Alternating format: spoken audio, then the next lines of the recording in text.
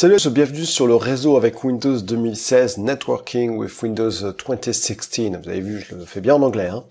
Préparation à l'examen 741. Alors, il y en a beaucoup qui attendaient cette formation puisque j'ai fait les 740. Et puis après, je ferai le 742, promis.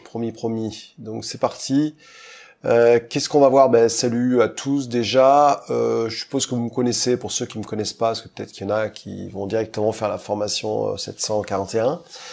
Je m'appelle Fabrice Chanowski, j'aime partager mes connaissances, j'adore ça. J'habite à Malte depuis le mois d'août. Avant j'étais en Suisse, puis avant freelance en France.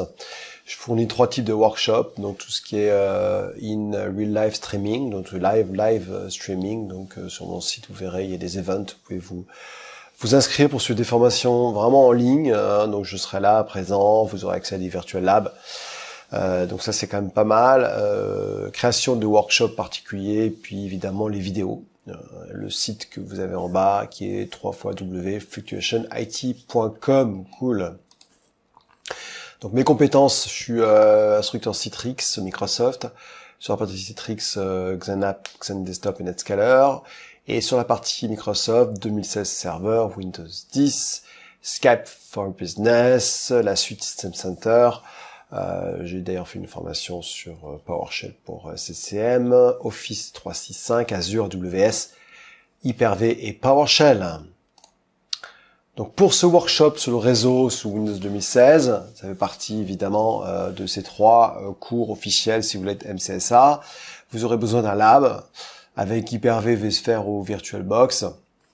Donc soit vous avez un laptop un peu comme moi avec 32 Go de RAM et un 10 de SSD, soit vous louez un serveur sur le site online.net qui permet de louer des serveurs physiques.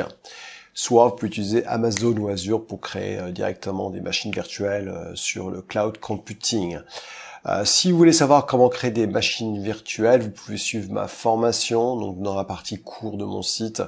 Et là, pour 20 € à peine, vous pouvez vous former sur Amazon pour débutants, la partie instance, donc la partie EC2. Ou alors, je peux vous construire un lab ready to practice. Si vous avez vu sur mon site, vous avez une option lab. Et là, vous avez la possibilité de me demander un lab. Donc c'est vraiment fait au cas par cas. Vous me dites voilà, j'ai besoin d'un lab avec tant de ressources et puis je vous ferai un bon prix évidemment. Donc à partir de par rapport à ce workshop plutôt, donc ce workshop vous propose de parcourir l'offre réseau proposée par Windows 2016 Server. Les prérequis, c'est connaître Windows 2016 Server ou 2012 Server, c'est quand même pas mal. Avoir des connaissances sur le réseau de base, ça me paraît logique. Connaître Windows 10 ou Windows 7, avoir des connaissances avec Hyper-V ou VMware.